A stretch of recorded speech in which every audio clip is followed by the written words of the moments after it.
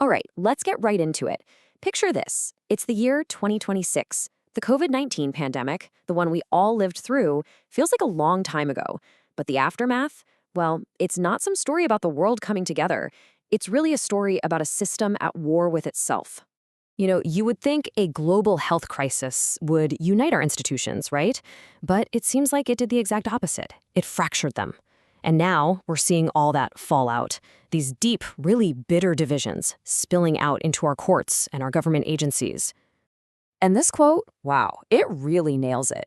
This isn't just a simple disagreement. The source material flat out calls it a civil war. A war over science, over who's accountable, and what public health should even mean anymore. So that's the big question we're going to tackle in this explainer. How did we get here? We're going to peel back the layers, the corporate stuff, the government stuff, and the science, to really try and understand the whole picture. So, with a story this massive, where do you even begin? I think the best way is to ground it in a real-world case. And frankly, there's no better place to start than with the gigantic fraud case involving one of the biggest names in American healthcare, Kaiser Permanente. So get this, in January of 2026, Kaiser affiliates agreed to pay this just staggering amount, over $500 million, to settle claims that they'd been defrauding the government. It was actually the largest Medicare Advantage fraud settlement in history. So what exactly did they do? Well, the heart of the whole scheme was this thing called upcoding. Basically, it's a fancy term for making patients seem sicker on paper than they really are. Why? So they could bill Medicare for more money. But what the Department of Justice found was that this wasn't just a few typos. Oh no, it was way more organized than that. And this wasn't just a few rogue employees. The DOJ laid out a whole coordinated strategy. They alleged Kaiser was using data mining to go back and add diagnoses months, sometimes even a year after a patient's visit. They were apparently pressuring doctors with financial bonuses to diagnose more severe conditions. And here's the kicker. A lot of the time, they did all this without even telling the patients that these new, scarier diagnoses were now part of their permanent medical record. The Kaiser case is like a perfect little snapshot of a much bigger problem. It shows you how twisted the financial incentives in our healthcare system can get. But this was all happening while the huge national pandemic response was going on. So it really begs the question, if this kind of stuff was happening in one corner of the system, what in the world was going on at the very top? Okay, this is where things take a sharp turn. According to what came out in investigations in 2025 and 2026, the key to understanding the whole pandemic response is to stop seeing it as a public health initiative and start seeing it for what they claim it was, a military-led operation. This is just fascinating. When organizational charts for Operation Warp Speed were declassified, they revealed that out of 90 leadership roles, more than 60 of them, that's 2/3, were held by Department of Defense officials, not scientists from the CDC or NIH. The people running the show, the logistics, the operational control, it was all military. This table just lays out the massive difference between what we all thought was happening back in 2021 and what these 2026 investigations claim was really going on.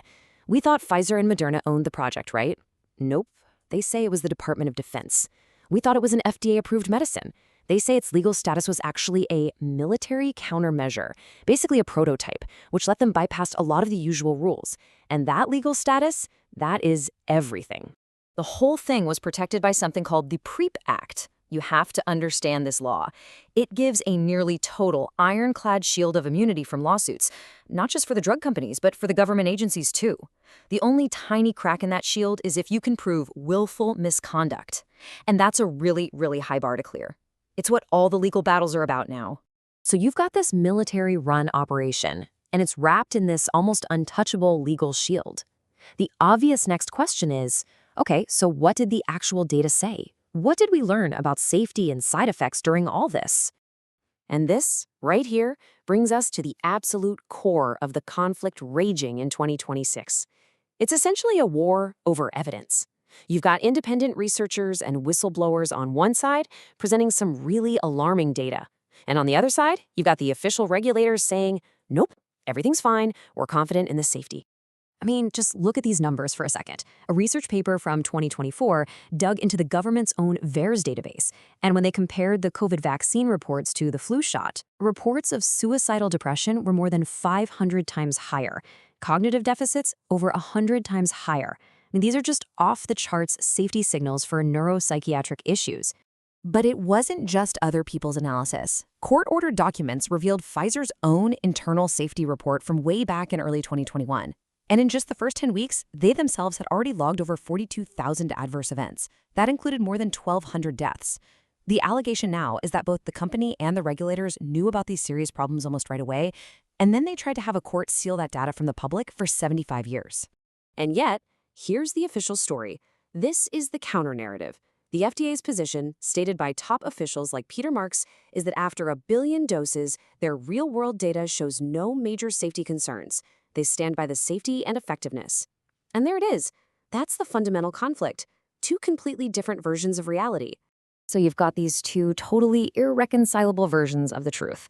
What happens when an election changes who's in charge, and the new administration believes the critics, not the regulators? Well, that's precisely what happened. The political earthquake of 2025 brought in a new HHS secretary, Robert F. Kennedy Jr., and he immediately started a rapid, top-to-bottom reversal of everything the previous administration had put in place. And the speed of these changes was just breathtaking. Within months, the entire expert panel that recommends vaccines for the CDC, gone, fired. Hundreds of millions of dollars in mRNA research contracts canceled. And then came the so-called Kennedy schedule, which was this seismic shift in childhood vaccination policy that, as you can imagine, immediately triggered a massive lawsuit from about 15 states trying to stop it. So this slide really breaks down the two warring philosophies.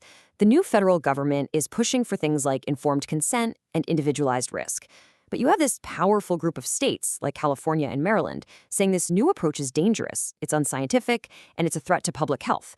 And they're taking the federal government to court to try and force them to go back to the old way. And the main thing to understand here is that this isn't just one lawsuit. It is a multi-front war.